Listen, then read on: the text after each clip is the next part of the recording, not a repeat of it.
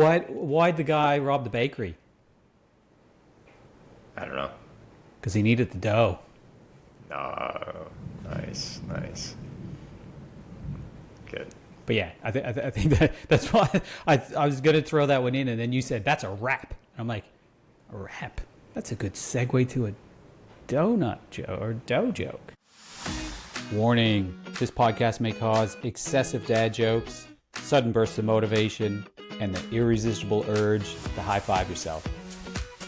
Welcome to the Dadeus Project, where we help dads master the biggest and messiest project of your life, dadhood. I'm Scott Vatcher, recovering perfectionist, dad of one teenage girl, and a guy who once didn't sleep for 6 months straight. And I'm Evan Hill, professional chaos coordinator, dad of 3 teenagers, and living proof that duct tape can fix a sippy cup temporarily. Each week, we'll hit you with real talk, dad hacks, and the kind of inspiration that doesn't require matching socks. Ready to level up? Let's build this dad life together. Yo, yo. Yo, yo. What up? What up? What's up? You remember that? Was that Budweiser? Yeah, it was. What up? I think it was like a... It was a commercial, for sure, yeah. It was a hockey... I think it was ice hockey. Way back. I'm talking probably 90s. Yeah. What's up? What's up? What's up? That shaped our culture. What's it? What's it? I think it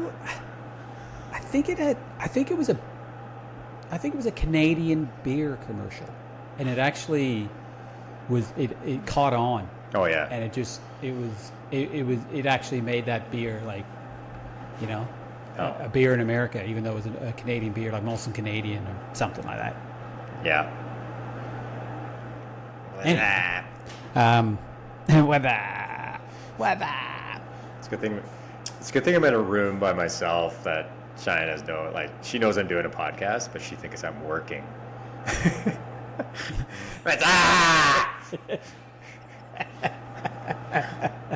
Absolutely. It's important, right? That's actually P6. Yeah, play. When we convince our wives that play is work, it's a win-win for everyone. That's right. But in the book, we talk about it like mowing the lawn. It's like we got to convince ourselves that that's play more than our wives. True story. True story. Yeah, the human mind is super fickle. You can convince it of anything. Mm-hmm. I mean, look at what's going on in the world today. Oh it's my God. Bananas. Everything. The whole world is bananas right now. I don't even know where to start on that stuff. Yeah. Me neither. Yeah, I'm totally changing my approach to all of it, to be honest. It used to be something like back in chiropractic early on in practice. I remember how passionate I was to share with people. Change. Yeah, like letting them know what's going on with big pharma and big food and I just at a certain point it was just like I don't feel like people are really like fully getting it, you know? And so I just kind of lost the and also mojo. Constantly trying to educate people about medicine and the impact of drugs, like prescription drugs, and it's not really, doesn't really have a strong, it's not going to help us move towards health, like these types of things. Anyway, now we've got all kinds of additional issues to deal with, and so now I'm just like, okay, like I just want to lead by example and just talk about like what's working and focus on that instead of debating shit. Like I just don't want to debate shit anymore. anyway, that's where I'm at. Yeah, no, I get it. It's, I used to be, I don't know, the word's passionate, a lot more passionate about certain things and trying to convince people. Trying to convince people is probably the better way to put it. I'm still passionate about certain things. Yeah. But I'm not trying to convince people, man. If you don't want to change, don't fucking change. Like, there's no skin off my back. Like, totally. There's a few people that really matter in life for us, for everybody, right? Yeah. Our immediate circle of influence is pretty small, right? Yeah. Some friends and some family and some practice members. Like that's really about it. Yeah. That's the immediate, right? And those people's opinions matter, but not really anybody else. Yeah. Honestly, it's a pretty small circle of people where it really matters that much. Really. Yeah. Yeah. The most important opinion is the opinion you have of yourself, and I think once that's solid, then it just becomes like, I'm living my life, and I'm doing what I'm discovering works for me, and like I'm just going on my path. And somebody who's searching, who's asking questions, and I love that. Finding people that are like that, and if you see something within me that you're like, what are you doing? Like, how are you doing that? I'm like, cool, let's chat. But I'm not going out of my way to like tell the guy who's, got a shopping cart full of trash food. I'm not gonna say shit to that person. I'm not gonna say anything. Yeah, exactly. I mean, it really is more like not even lead by example. Just whatever. I think there's two parts to it. What you said, you do what works for you, and then I think the second part is making sure that as long as you're not outright hurting other people. Right, because there's people who do things for them that is of benefit to them, but they're like, there's some nasty shit out there, and they're hurting other people in that process. Oh yeah. Again, back to big pharma and money, right? When it's driven by money, you gotta think twice. But if you're doing things that work for you and you're not hurting other people, go for life, baby. That's what it's all about. Go for 100%. So we're talking about performance today, P2. A nice little segue into that. I thought I'd ask you to start off, because Dadeus is this entity that we've created, and he's masterful at all the P's. Performance is a big one, all of them. All 6 P's, and he's masterful at all of them. Like, he's the man. And like, I look up to Dadeus and I'm like, damn. But like, when it comes to Dadeus, what's your image of Dadeus from a performance perspective? How do you see him? Yeah, well, I'll take a slight step back and just briefly talk about just Dadeus in general, and then focus in on the performance side P2, because that's our main objective for today, is to really dive deep into that. So Dadeus, to me, as soon as you brought it up, and I don't know, do you remember where you got it from? No, it was a download from the universe. No. Yep. I mean, we reference it in the book where we actually kind of found it, but you came to me and you said, what do you think of this? What do you think of Dadeus? And I was like, yes. Like, instantly, it was like this gladiator type dude who just dominated life, but not more like Gladiator, the movie, right? He wasn't a warrior that went out like I was just talking about, where he just went out and just killed people because he could. Mm-hmm. He was a defender of his family. That's right. So that movie Gladiator, the first one, I haven't seen the second one yet. Have you? It's awesome. It's awesome. Awesome? Yeah? Yeah, awesome. Yeah, okay. Yeah. I haven't seen it yet. It's got to be on the list. But anyways, I'll reference the first one because I didn't see that second one. Mm-hmm. Like, he was a dude who knew what to do, and he was a natural leader. Mm-hmm. And when he had to throw down, he threw down. That's But right. he didn't want to. He didn't look for it. No. But when he had to defend his family and all the rest of it. So that's my opinion of Dadeus. And then looking straight at performance, you know, in performance, we're talking about physical, mental conditioning. Yeah. And I kind of answered it there where, like, mentally, he didn't want to throw down, but he could. And Yeah. if he had to, he was going to win. Yeah. And I think one of the chapters in that section is about look good, feel good, right? And so dude was jacked as well. Like, not necessarily that tall or, you know, that, but just he could do whatever he wanted to do. He was jacked and he could perform on all levels, but he had the mental capacity to, not the ego, I guess, the mental IQ, emotional and mental IQ to reel it in, but unleash when it needed to be unleashed. Yeah, totally. Yeah. Totally. How about you? Yeah. A lot of the same, and I want to just briefly dive more into the mental and talk about adaptability.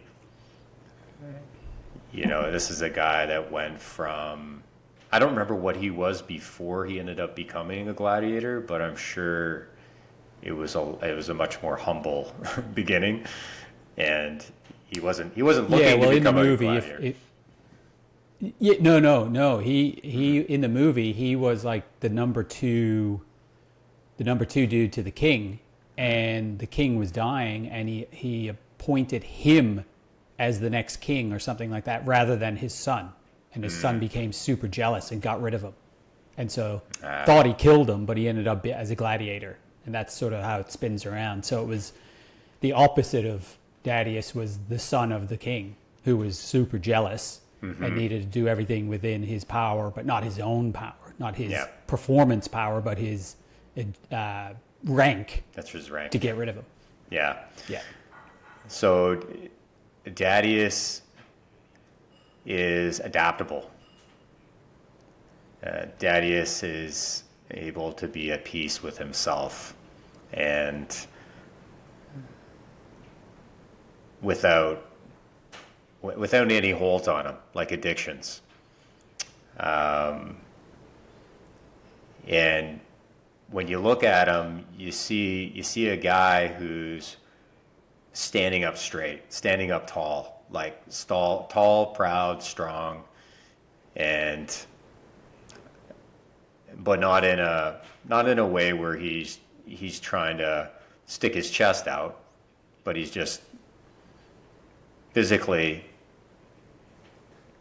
in the right place, strength-wise, with his posture, and that says a lot. Our posture says a lot, but just like upright and able to adapt to his environment. And like you said, when he needs to defend his family or he needs to throw down, he's physically capable of doing it, but he's not looking for it.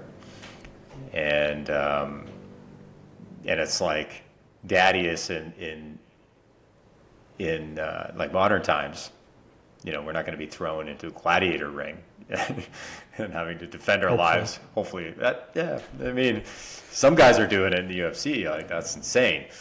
Well, we were just talking about the world is going to shit. Like, who knows what's going to happen? It's better to be ready. It's better to be ready. That's right. When I moved here to Costa Rica, my neighbor, I'm not going to say his name, actually. I was thinking of saying his name, but my neighbor comes over and he starts telling me these stories that are not good stories. They're not the type of stories you want to hear when you just move to a brand new place. And the point that he was trying to make is that you're on your own.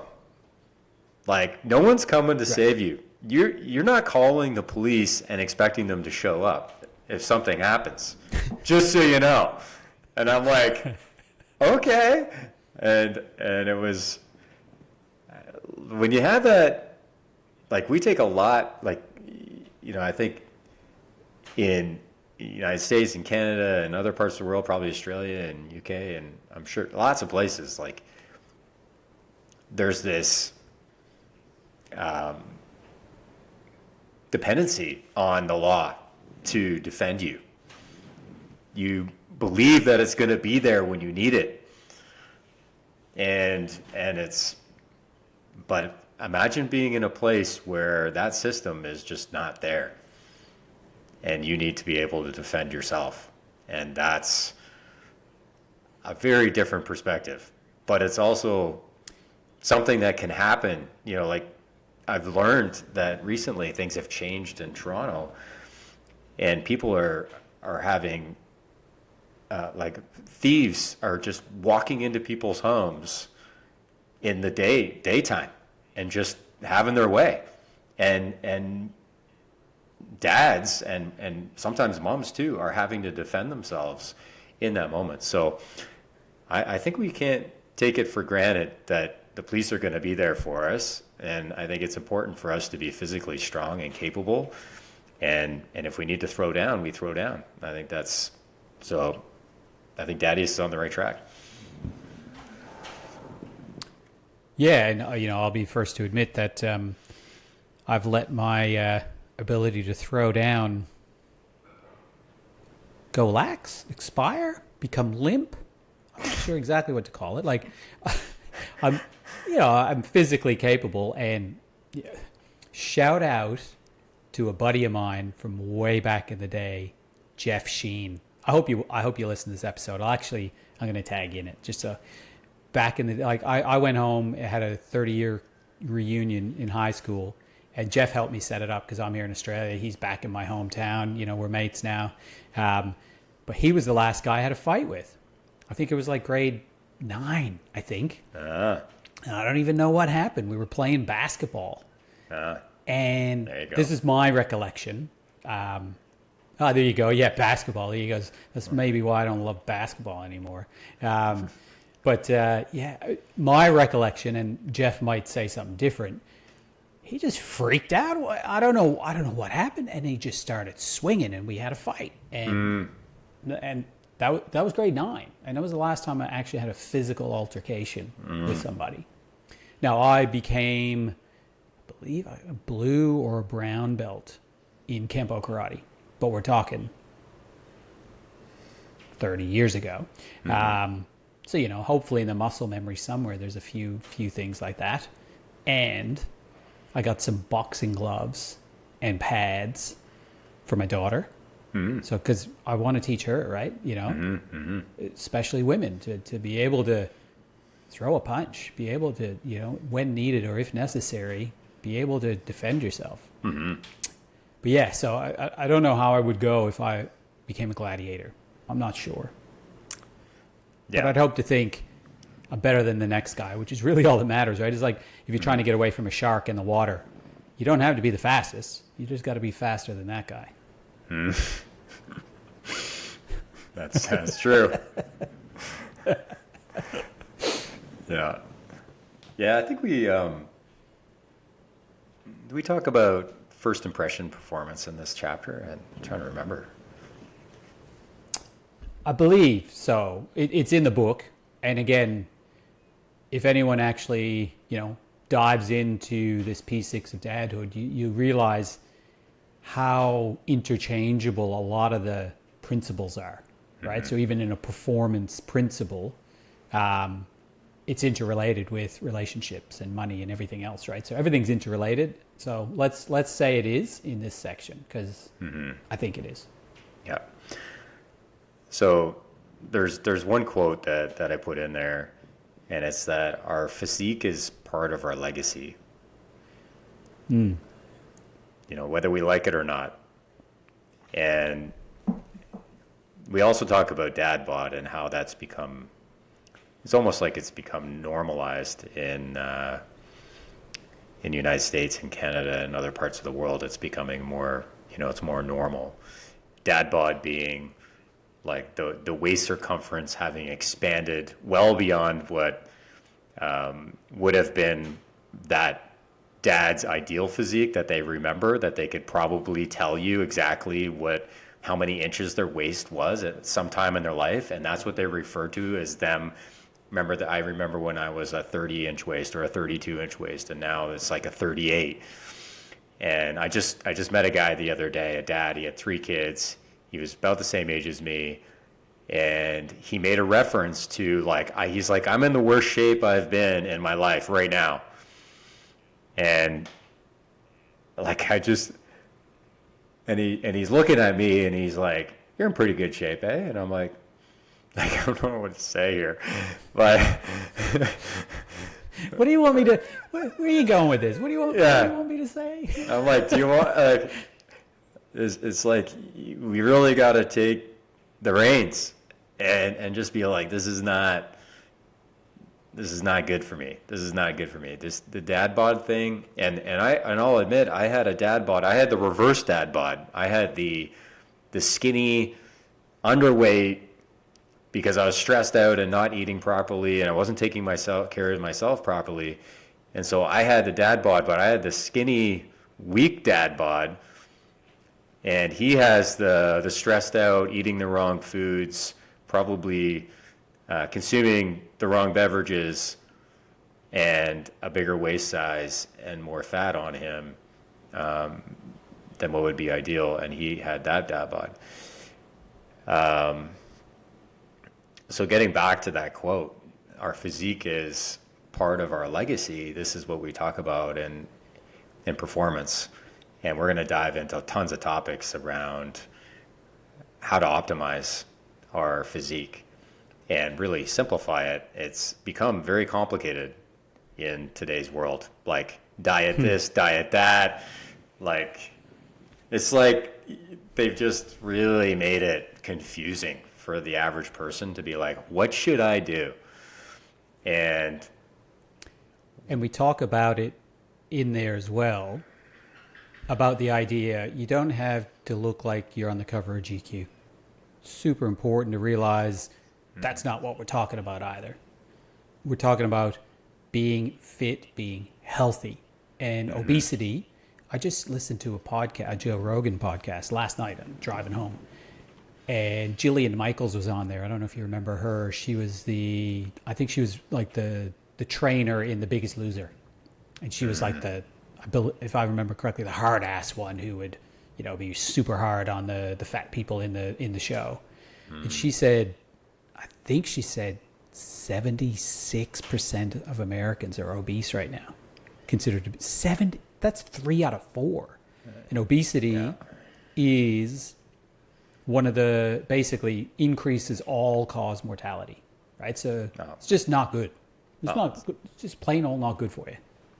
Yeah, well, you're going to reduce your lifespan and increase your odds of a major chronic disease, something that could absolutely obliterate your quality of life, like diabetes, for example, cancer. I mean, we're talking stuff that, you go down that road and suddenly life is very different. And, and it's totally preventable. That's the thing. And so our commitment in what we're doing here is to help families be stronger, because the dad's stronger, and families to stay together and really we think we have a lot of problems as dads until your health goes, and then you have one problem, right?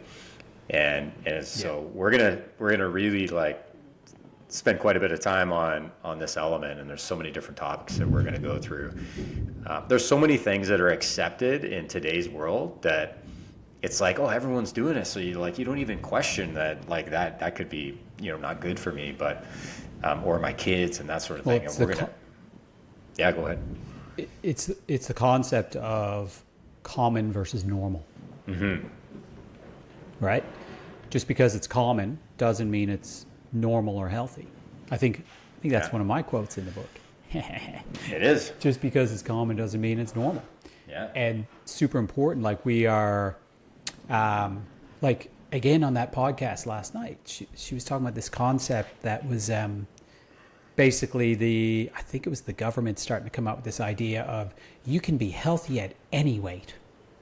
And it's just placating. It's just bananas. Again, we talk about the world going bananas. Like, we just got to call a spade a spade. Yeah. And like there's a bit of difference between having a six pack and being healthy, right? You don't have to have a six pack to be really good in your performance levels, because six packs generally come at, I'm going to throw a number out, I might get crucified for it, maybe 12 to 15% body fat, something maybe even lower, like I was gonna maybe say, 10%. 10-12%, you're gonna have a decent looking six pack for sure. Yeah. And again, the numbers can be slightly variable, but I think there's a big difference. Like, it's probably over 20% to be considered obese. So there's a big window in there where you might not have the washboard, but you can still be super healthy and have your performance levels really high. And I want to introduce a new segment in this particular. We'll see if this catches on, but Dad poll. So I talked to you about this before, Ev. So Dad poll for this episode. So if you're listening to this, I believe, and again, this could be corrected, we're only going to release this on Spotify and YouTube. And the reason why is you can comment on both of those, because we want to hear from you guys, dads. So ask questions. We might be able to answer them in the next episode or whatever. But Dad poll number 1, maybe, is so Ev saw a post. And in this post, it said, correct me if I'm wrong, but it was, I'm not sure if it was strictly America or not, but it said, in America, only 1 in 25,000 men over the age of 35 have a six-pack. And so then it showed some of the numbers, and it said, if that's true or whatever, that would equate to, in the whole city of New York, there only being, 37 men over the age of 35 that have a six-pack. And so Ev sent me this. He's checking it there right now. He'll find it. And he said, oh, look at this. This is bananas. Again, bananas is the theme for today's episode. And I was like, it's not as much as it should be, but there's no way it's that low. And Ev was like, no, I believe it. And so I said, so as he's finding that number there, I said, mate, go to a gym in New York, and there's enough people who are obsessed with their bodies to the nth degree, to an unhealthy degree. I reckon in a gym in New York, in one day, if you just sat there and polled all the men, that you'd find more than the 37 or whatever it is in all of New York that would have a six-pack over the age of 35. Was that the number? 37? Yeah, 37 men over the age 35 with abs. Of 35. Yeah, out of... In the whole city of New York. Let's just put it this way. 40 out of 1 million. 40 out of 1 million people over the age of 35. Yeah. So of those 40 people that are in the gym, there's 1 million of them in New York that don't. That's basically what I'm arguing. I think to be, not that I like debating, but I think that it's very plausible that this is accurate. This is very plausible. This is accurate. Because I think that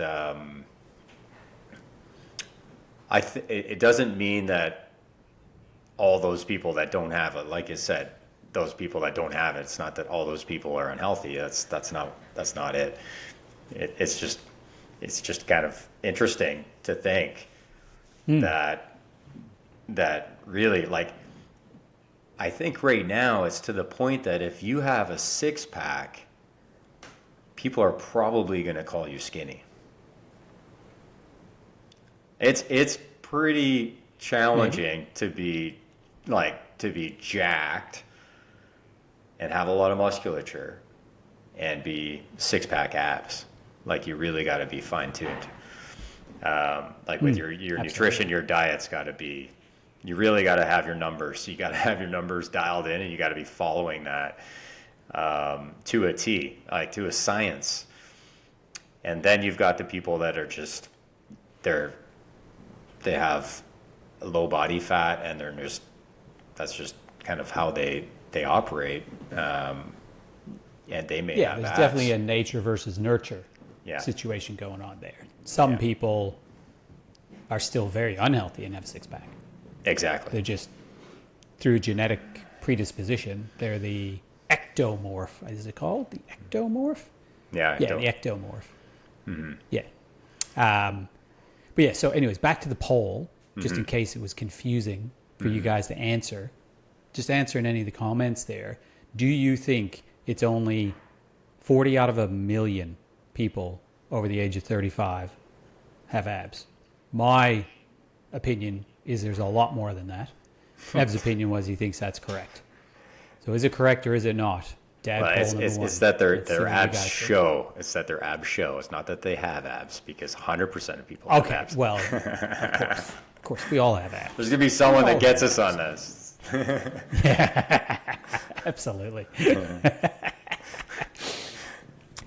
So speaking of that, you talked about being dialed in. I've got a question for you. Yeah. So from a performance standpoint, I think a lot of it comes down to routines and habits.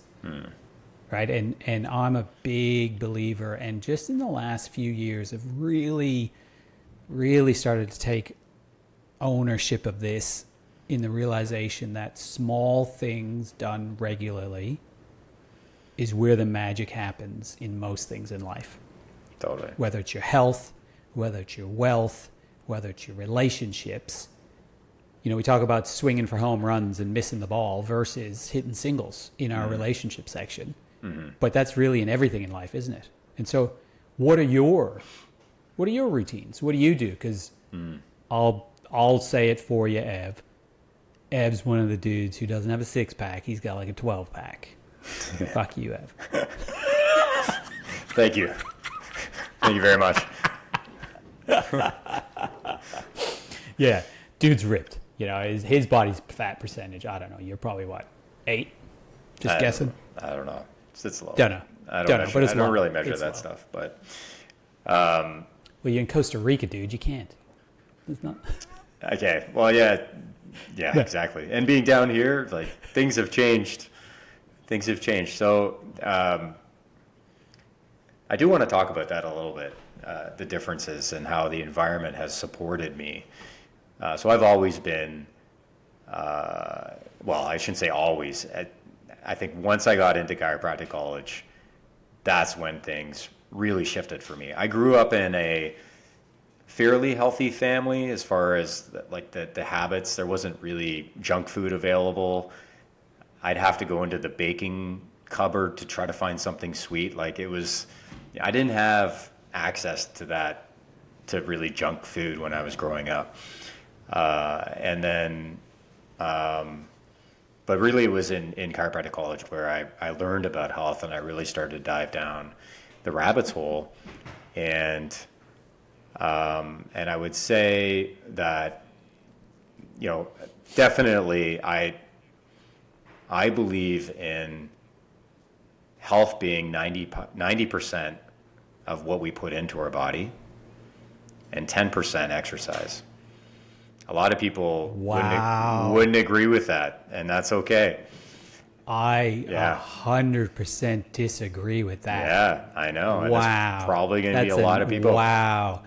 Okay. Debate central. Totally. Maybe not on this episode, but that's a whole episode right there. Yeah. Wow. Really? And it's amazing because Really? most people. That is incredible. And that might be the difference in why I'm ripped and you're not. I mean, I don't know. It's like, just joking. Dude, you haven't seen me lately. What are you saying? I'm fucking with you. Yeah. Well, we talk about nature versus nurture. You've always been a relatively small man. That's right. So That's right. That's true. Fuck you too. That's truth. That's truth. No, I'm the guy that has a hard time. I have a hard time putting on weight, but Dad really, bod. exactly. And really, when I really dialed in my nutrition, my physique became so much easier. I really didn't have to put in nearly the same effort that I was when my nutrition wasn't on point. And so then I realized, like, I could work out 20 minutes a day, and it, like, my results were unbelievable if my nutrition was dialed in, my rest was dialed in. So so yeah, like, I mean, as far as my routines go, everything, I would say almost everything I eat, probably 98% of what I eat is something that I've prepared. It's coming from the farmer's market. It's grass-fed meat or ocean-caught fish, or, it's very easy down here to eat very healthy. And it's quite expensive to eat unhealthy. So it makes it, like, a bag of Lay's down here is like $10, to give you an example, right? So it's not like, oh, I want to just eat Lay's potato chips. I'd rather, especially from an economic standpoint, but just like how I feel afterwards, I want to eat a mango or a pineapple or a watermelon or, something, or a banana, something like that as a snack, than popping down You a some chips. fruitarian? Yeah, fruitarian. But yeah. Fruitarian? Yeah, but I love the fruit down here. It's amazing, right? Oh, yeah. absolutely. So I like to focus primarily on making sure that my body's getting enough protein, and then I'm eating my fruits and vegetables as well. But, like, protein for me is the key. It's the building blocks. All of our cells in our body, our tissues and everything, like our immune system, muscles, growth, repair. And I think that's where a lot of people are falling short, is the protein side of things. But yeah, start the day, eggs, homemade sourdough bread that we make it ourselves. Saw that. That looked good. Homemade peanut butter. I could smell it. Homemade peanut butter on it. Smell it over the internet. We're making a lot of stuff. Yeah. It really is great. It really is great. And when you get it dialed in, I've never thought that I'd ever be making my own bread. But yeah, when you get going on it, and you realize, like, when you get to have control over all the ingredients, and you understand, when you start looking at the ingredient list on things, there's so much garbage that are being put into products, and the food that we think is healthy for us in the fruits and vegetables and the meats and so on, and we dive down that path and realize, like, there's a lot of alterations, there are a lot of processes here that are not supporting optimal human health. Then you start doing stuff like this. You start being fanatical and start making your own bread and your own peanut butter and these sorts of things. So a lot of gratitude towards my wife for doing those things. But yeah, I'd start with that, a breakfast that's like that. I'd have my coffee, then I'm having some fruit midday, probably have a sandwich in the afternoon, or maybe some pasta with meat sauce, or salad, or with chicken on it, something like that. Again, snacking through midday, and then evening is, it could be homemade burgers, could be shrimp, it could be fish, with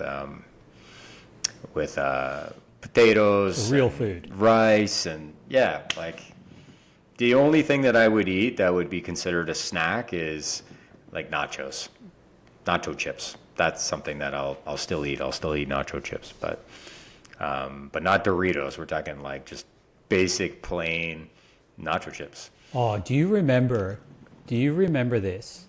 Doritos.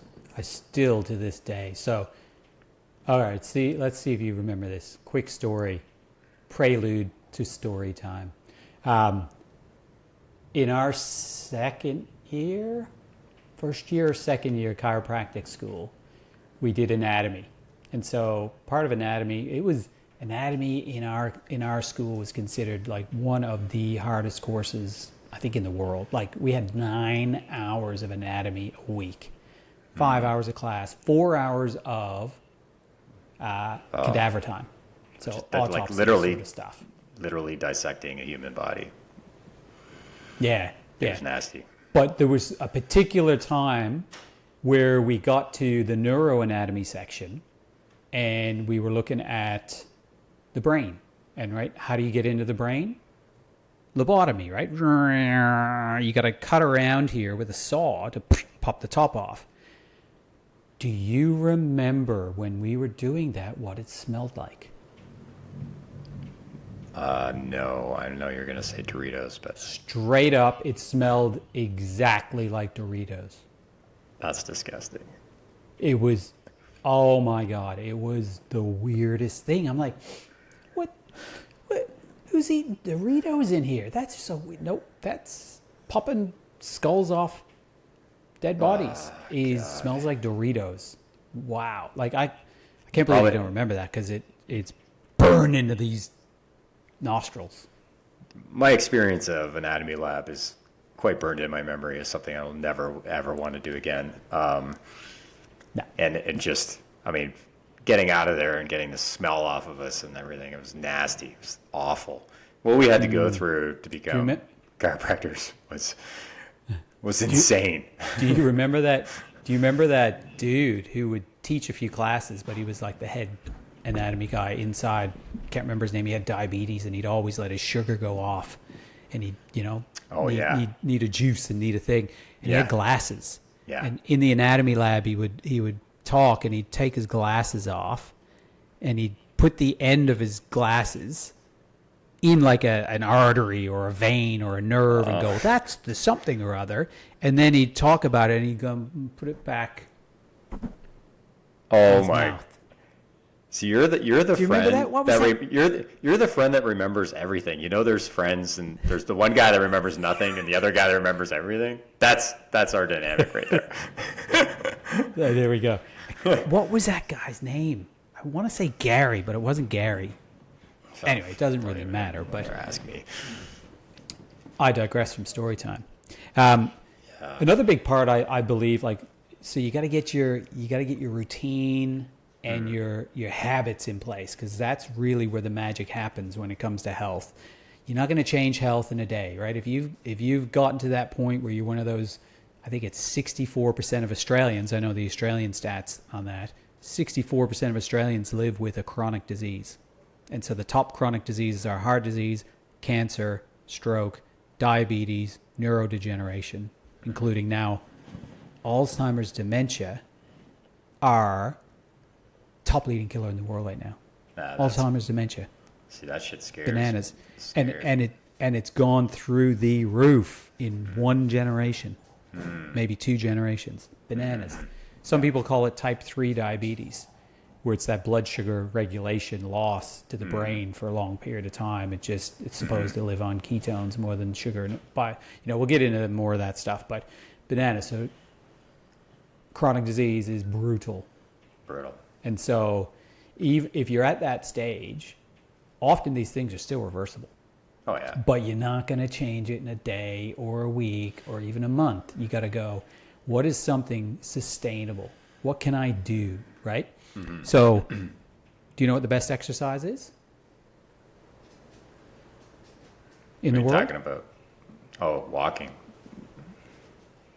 Well, the best exercise is the one you're going to do, right? Is the one you're going to do. That's it. That's true. It's the one you're going to do. That's 100%. No matter what it is. It could be dancing, 100%. Could be walking, could be biking, could be basketball, could be golf. It doesn't matter. Just find something you are going to be able to commit to do for a period of time. Just get to it every day. So it's super important. Yoga is super fun. Make sure that you're doing something great. I'm having a hard time getting my yoga instructor to leave my house. Every time I ask her to leave, she says, "Namaste."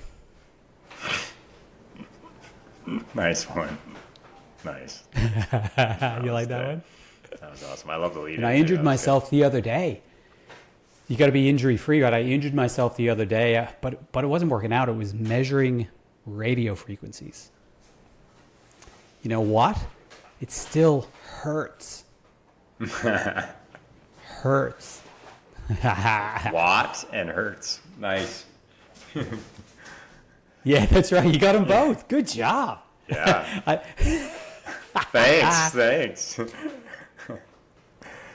That's good. So goals are super important as well. So I want to put out something that I'm doing. My dog here is chewing on something, and it's driving me nuts. What is going on? Or yeah, I can hear that. I was like, "Do you got?" Yeah, you can hear it. All right, I'm gonna stop this dog from doing yeah. this. He's chewing on this. Oh yeah. Sorry, doggy. Gone. So yeah, goals, and so I'm doing a bit of mentoring. My daughter's school has this thing called Rite of Passage in grade 9. And so everybody in grade 9 has to go through this whole rites of passage thing. They go on an overnight camping trip where they're not allowed to bring stuff, and they all this really cool stuff. One of the things is for them to get mentored on something that they enjoy. So a good family friend of mine, he's got a son in grade 9 as well. And so he asked me to be his mentor around exercise and movement. He's a good runner, and his goal, he said, because we work together for 10 hours over the next couple of months. And he came to me and he said, would you be my mentor? He knew I wrote a book on movement, etc. And so I said, yeah, for sure. He said, do you have any goals? And I said, so I think it's important for us to set some kind of a goal moving forward, that's something we can look at achieving. And so his goal was to be able to do a planche. Do you know what a planche is? No. So a planche is, it looks kind of like a push-up, but your whole body is off the ground. Right? So instead of you're like this with your feet on the ground, you balance yourself so that your hands are on the ground. You're kind of in a push-up position. Your hands are a little bit more backwards than forwards, and you're straight. You know what I mean now? Yeah, I know that's hard to do. And and so I was like, okay, cool. Let's work towards that. There's a lot of core stability in that. There's a lot of balance. So it's a really cool thing to work on. And I said, so what's the goal? And he said, so to be able to do a planche in 10 weeks by the end of this thing. And I'm like, okay. So I start looking up some stuff on YouTube, what are some exercises that we can create a habit and a routine around that we can do. Because I said, if you're going to do it, I'm going to do it. So my goal is to be doing a planche in the next 10 weeks. And so the first video that pops up on YouTube was how you can master a planche in as little as 1.5 years. And I was like, oh. Yeah. Wow. This might be a little bit more difficult than I expected. So anyways, we're going to shoot for that goal for 10 weeks. Maybe maybe keep you guys updated along the way, and maybe even shoot a video and put it on YouTube if I can do it. We'll see. But yeah, so I think it's super important around performance and everything else to make sure that you set some goals as well, right? What's the best exercise? Whatever you are going to do. What are some goals around that, Set something up that's more difficult than you can do right now and work towards it. Because if you're not working towards something, you're going away from something. If you're going away from something, that thing is probably health. Yeah, and it can be, the goal thing is key. That gets us back to the power. We're talking about vision, and how you see yourself sometime in the future. And if you can paint a picture of, get a visual of how you're going to be in 10 years from now, what would your ideal physique look like? What would your energy be like? What would your physical capacity be like with your sport? Like if you have a sport, I play basketball, and I'm visualizing myself in 10 years still being able to sprint down that floor and have agility and not be running around with injuries and hobbling and slow and having to sub myself off. I'm seeing myself as still being a top player on the floor. And so that's my goal. I really want to have that in my life in 10 years from now. So think about something that you enjoy doing and see yourself doing that 10 years from now or 20 years from now, like whatever you can believe, for yourself that you like. Some people may not see themselves doing a particular thing in 20 years from now just because that, for whatever reason. But if you can see yourself in 10 years and you're like, yeah, if it's surfing, for example, or playing tennis and So for 10 me, years. Yeah. so for me, I want to be able to run a marathon. Yeah. So I tell my family every single day that I'm going to go for a jog, but I never do. It's a running joke. That's good. Yeah. Actually, well, maybe marathon's not really a goal of mine. No, I just threw that in for the joke. Yeah, that's good. That's good. Yeah. Yeah. Well, you could ask your wife to go to the gym together, because I've heard that couples that work out together, they want it to work out. They want it to work out. Yeah, that's true. That's true. Because if that's going to help you. Yeah. No, well, I think some definitions of dad jokes is it's almost like it's that bad you don't laugh. Yeah. So don't put yourself down for such a bad dad joke because I didn't laugh, because I try not to laugh. Yeah.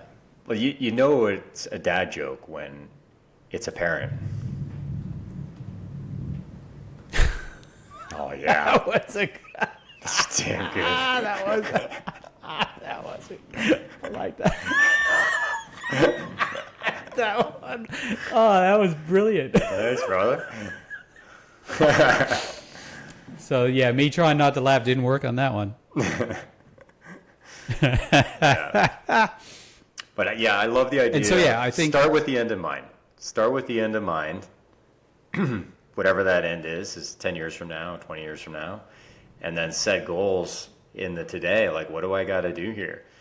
You might be stopping at a fast food joint every single morning and grabbing unhealthy food, and your energy's a train wreck, and there might be stuff like that going on, and it just simply changing how you're having your breakfast could make a huge difference in how you feel. Or you could be drinking 3-4 times a week thinking that's helping calm you or whatever. Meanwhile, you've got inflammation, you're having a hard time sleeping. Like, alcohol does things to us that until we stop it, we don't really pick up on necessarily. And I want to do probably a whole episode on alcohol. Oh, for sure. Alcohols. I've had some real realizations around alcohol. Same. Bananas. Same. It's so, crazy. So the other big one, crazy. But we'll digress on that one. So the other big one is sleep. Mm-hmm. And massive. And that's part of alcohol. Huge, right? So, Big but time. today I woke up laughing today. Oh, here we go. Must have slept funny. Ha! Jeez, you got that's like 4 in one episode. This is fucking bananas. Too much. Bananas. Yes. But yeah, sleep is so huge, and it's also very challenging to get great sleep when the kids are young. Yes. You had like an unbelievably difficult time your first couple of years with your daughter. Literally stopped sleeping for really anything longer than an hour, I think it was. And so that changed. That drastically changed her life, and you have a very hands-on perspective of what it's like to be sleep deprived in a big way. Yes, and how it's a form of torture. So I think those are two upcoming episodes. Yeah. Whole deep dive on alcohol, whole deep dive on sleep. Mm-hmm. Today we're doing sort of a overview. Stay tuned for more on that. Mm-hmm. What else do you think? Do we want to add anything else in on this overview? I think we've pretty much clued it up. I think so. I think it's a wrap. Any final thoughts? I don't know why I found that funny. I don't know. It wasn't a dad joke. It was just. Why'd the guy rob the bakery? I don't know. Because he needed the dough. Oh, nice. Good. But yeah, I think that's why I was going to throw that one in, and then you said, that's a wrap. I'm like, a wrap? That's a good segue to a donut joke or dough joke. Totally. There's really no bad time for a dough joke. The dough joke, yeah. Yeah. Well, I think we've given the dads a lot of jokes to take away today. I think so. Yeah. And some decent ones. Definitely some decent ones. Yeah. My delivery was really bad on one. Think about dad jokes is you always forget them, which is great. And bad at the same time. Because you say, oh my God, I got to tell that one to the kids or whatever. And you forget. Oh, I'm not good at telling jokes, but this is actually helping me get into doing it more often. Yeah. Yeah. Definitely. But just trying to All right, be funny. boys. Just trying to be funny is a dad joke in itself. Just trying to be funny even if you're not funny. That's the key. Just try to be funny even if you're not funny. Then you're just totally doing it right. It's amazing. The more eye rolls, the better. That's right. Yeah. Yep. Awesome. Yeah. Cool, guys. Final thoughts. You. Final thoughts. I can't wait to dive deep in on more of these topics. We've done that general overview today and had a few laughs. And, I hope you guys enjoy the episode and can't wait for the next one. Yeah. How about you? Yeah, I love this topic. And P2 for a reason. Like we said, you have a million problems in your life, but once your health goes, you've got one. And I've had that happen a couple of times where, I didn't keep my eye on the ball. I didn't have the habits in place. I was doing the wrong things, and I went down this path that I almost didn't come out of. I almost didn't make it to. I think it was age. What age was it? I don't know. It was 30. I think it was like 36. Anyway. So we got to take this. We got to get this one nailed down, and that makes everything else work. One thing I want to add is, like productivity and squeezing the most juice out of life. It really comes with our health, our energy, our vitality, our ability to create and to explore and to enjoy. And it really stems from health. And that's why I talked about the 90%, 10%, because so much of who we are is what we eat and what we drink. That's what we are, right? And so the quality of that is a huge piece to this. But it's all about squeezing the most juice out of life and just, we have one life to live. Why not make it amazing? Why not, do the things that we want to do and enjoy life to the fullest? And when the kids are old enough to be independent and move off, that we still have our health, and we can still travel, and we can still do things, and maybe change careers and go for dreams and goals. And there's a whole nother life that happens after the kids leave, and I can see it. It's right there. The kids are starting to look at universities and stuff like that. And my wife and I are talking about, okay, like, what are we going to do? And it's exciting because it's a lot is available when we have our health. But if we didn't have our health, there wouldn't be that many options available. Like, we'd be probably just staying around, and which is okay, but it's not really what I'm looking for. I'm looking to do more, to explore more, to experience different places and try new things. garden, build things, like this requires me to be able to move and have energy. So final thought is Dadeus is squeezing the most juice out of life. And that's what I love about Dadeus. Dadeus is doing the daily habits. He's doing the simple things over and over again, the sleep, the nutrition, the exercise, all these things, abstaining from the things that are polluting his body. He's not doing that because he's got this long-term vision of really a life that he's really squeezing the most out of it, and that's what I love about Dadeus. So I hope, guys, that you took something from this episode, and we'll see you on the next one. That's another episode in the books, dads. Remember, Rome wasn't built in a day, and neither was dadhood. True story. For more tools to build your best dad life, grab our book, The Dadeus Project, or join us at dadeus.com. And hey, if you learned one thing today, you're already winning. Even if that one thing was never trust a 3-year-old with glitter. Words to live by. Now go forth and dad like a pro.